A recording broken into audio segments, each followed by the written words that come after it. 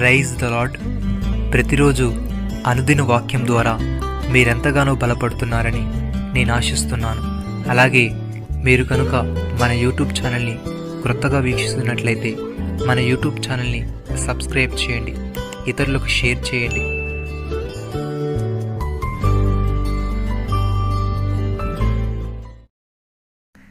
నీ పగవారినందరినీ నేను అణచివేసేదను, అదియుగాక యెహోవా నీకు సంతతి కలుగుజేయునని నేను నీకు తెలియజేసి తిని. దినవృత్తాంతములు 1వ గ్రంథము 17వ అధ్యాయము 10వ వచనము. సహోదరి సహోదరులారా, దేవుడు దావీదును కనుగొనెను, ఆయన పరిశుద్ధ తైలముతో అతన్ని అభిషేకించెను. ఆయన చెయ్యి ఎడతెగక దావీదునకు తోడయుండునని, ఆయన బాహుబలము దావీదునకు బలపరచునని, ఏ శత్రువును అతని మీద జయమునొందడని, దోషకారులు అతని బాధపరచరని, అతని ఎదుట నిలవకుండా అతని విరోధులను పడగొట్టెదనని, ఆయన మీద పగబట్టు వారిని మొత్తెదనని, ఆయన విశ్వాసతయు ఆయన కృపయు అతనికి తోడై ఉండునని, ఆయన నామమును బట్టి అతని కొమ్ము హెచ్చింపబడునని తెలియజేశాను.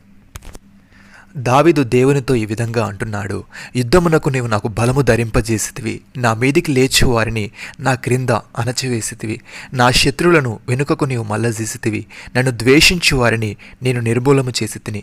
వారు మొరపెట్టుడు గాని రక్షించువాడు లేకపోయాను, యెహోవాకు వారు మొరపెట్టుదురు గాని ఆయన వారికి ఉత్తరం ఇయ్యకుండును. అప్పుడు గాలికి ఎగురు ధూళివలె నేను వారిని పొడిగా కొట్టి తిని, వీధుల పెంటను ఒకడు పారబోయినట్లు నేను వారిని పారబోసి తిని. సహోదరి సహోదరులారా, యెహోవా ఇల్లు కట్టించిన ఎడల దాని కట్టువారి ప్రయాసము వ్యర్థమే.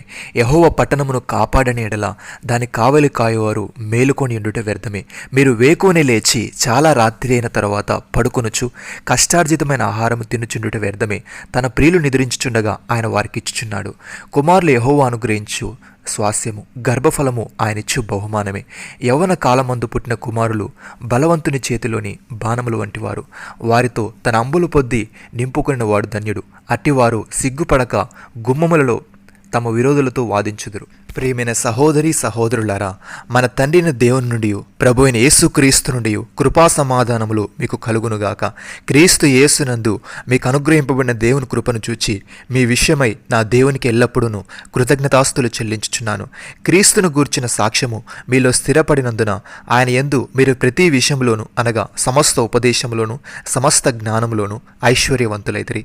గనుక ఏ కృపావరమునందును లోపము లేక మీరు మన ప్రభు అయిన క్రీస్తు యేసు ప్రత్యక్షత కొరకు ఎదురు చూచుచున్నారు.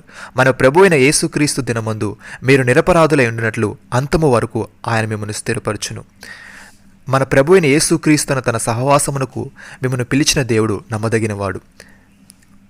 నమ్మిన వారు నాతో కలిసి ప్రార్థనలో ఏకీభవించండి.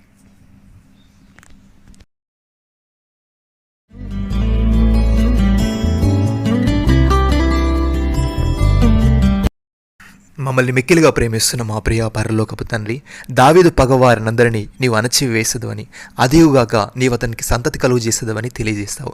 తండ్రి నీకు స్తుతులు. దేవా, నీవు ఇల్లు కట్టించినట్లా దాని కట్టువారి ప్రయాసము వ్యర్థమే. నీవు పట్టణమును కాపాడినట్లా దాని కావలి కాయువారు మేలుకొనిండుట వ్యర్థమే. నీ ప్రియులు నిద్రించుచుండగా నీవు వారికి ఇచ్చుచున్నావు. తండ్రి నీకు స్తుతులు. మేము నీ యందు విశ్వాసం ఉంచి నీవిచ్చే రక్షణను పొందుకునే వారముగా, నీ నామమును కీర్తించే వారముగా ఉంటకు సహాయము దయచేయమని, నీవిచ్చే ప్రతి వాగ్దానాన్ని మా జీవితంలో స్వతంత్రించుకున్నట్టుకు సహాయము దయచేయమని, మీరు మాకు ఇచ్చిన గొప్ప రక్షణ భాగ్యమును బట్టి మీకు వందనాలు చెల్లిస్తూ ప్రభు అయిన యేసుక్రీస్తు నామంలో ప్రార్థిస్తున్నాము తండ్రి. ఆమేన్.